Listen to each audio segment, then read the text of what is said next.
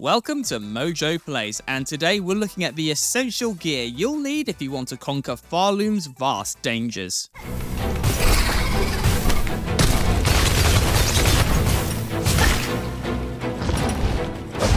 Before we get started, we post new videos all week long, so be sure to subscribe to MojoPlays and ring that bell to be notified about our latest videos. Ascendant's Grip. Hopping and bouncing off walls is par for the course when it comes to your average Metroidvania, and Silksong is no exception. If you want to see all the game has to offer, you're going to have to get your hands on the Cling Grip, which will allow Hornet some much needed verticality. The only issue being, Hornet will slide down if you leave her lingering on the wall for too long. That's where the Ascendant's Grip comes in, as it allows you to stay in one place for an indefinite length of time, which is handy when bosses and gauntlets decide to remove the floor entirely.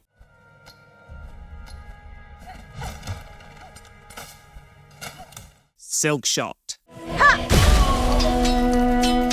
Getting up close and personal is a tricky business in Silksong, on account of so many enemies dealing double damage and often coming in droves. Sometimes it's better to just keep your distance and attack from afar, hence the Silkshot. Yep, Hornet's packing heat. Available in 3 different models, each with their own pros and cons in terms of firepower, capacity and range, there are worse ways to expend your silk than by blasting every bug that walks into your line of sight. Pollip Pouch. Despite how unnerving Grey Root may appear to be, it is well worth completing their side quest, Rite of the Pollip, as it will eventually lead you to being given this flashy pouch as a gift. When added to your tool slot, it adds a layer of poison to all of Hornet's attacks, eating away at an enemy's health twice as fast, which can be a godsend when you're up against tankier foes. Best of all, the poison even extends to basically all of your other offensive tools, such as the Cogfly, Curve Claw, Conch Cutter, and even your Flea Broom, as flashy as it is fashionable. Injector Band. Healing is paramount in both Hollow Knight games, but there's also the very real risk of being attacked during the animation whilst in the middle of combat, which can potentially be a death blow. Hence why it's vital to grab the Injector Band as soon as you're able, as it will speed up Hornet's healing process by half, leaving you more time to get the hell out of dodge. This works especially well when paired with the multi-binder tool, allowing you to regain twice as much health, twice as fast. Wreath of Purity. Newsflash, Firewater is one of the most trying and aggravating areas in Hollow Knight history, with its most damning feature being the abundance of infected water.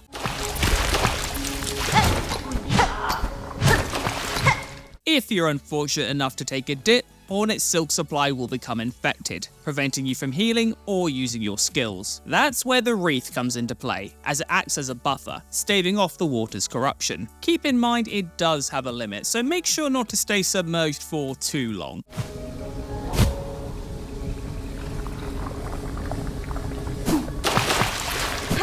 Flintslate.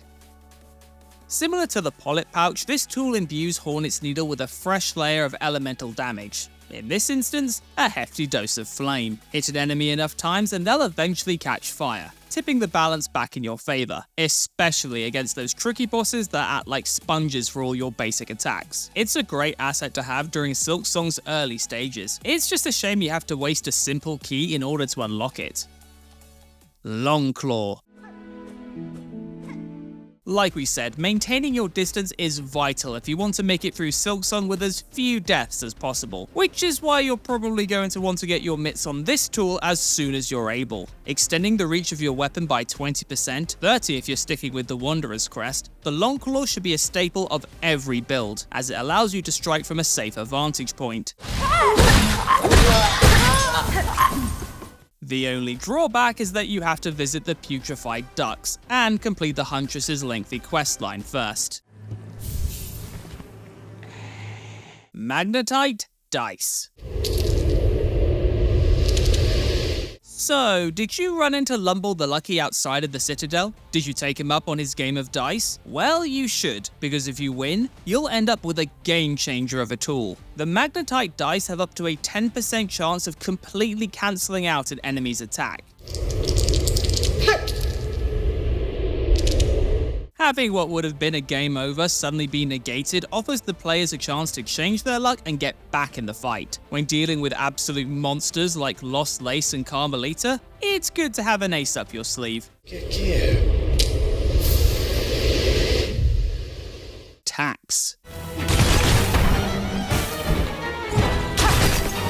Sweet Shema, we never thought we would be so thankful to have Tacks in our arsenal, but after seeing them in action, you're going to want to stack up on them pronto. Simply toss a few bunches across the floor and enemies will be torn apart.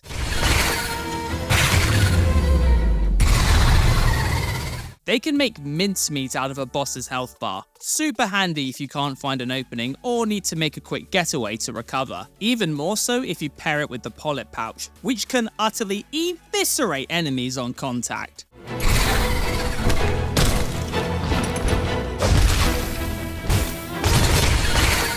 Cogfly. In the original Hollow Knight, summoning minions was an exercise in futility, given how little damage they dealt. But in Silksong, it's like your very own Ride of the Rohirrim. You can let loose up to 4 of these automatons at a time, and each can deal a significant amount of hits before breaking apart.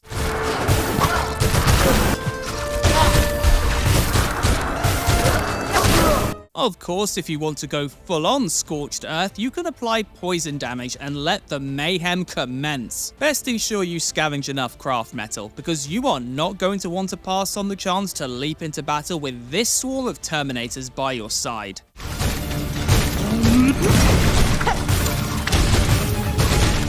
Which of these tools did you always have on hand when playing Silksong? Let us know in the comments.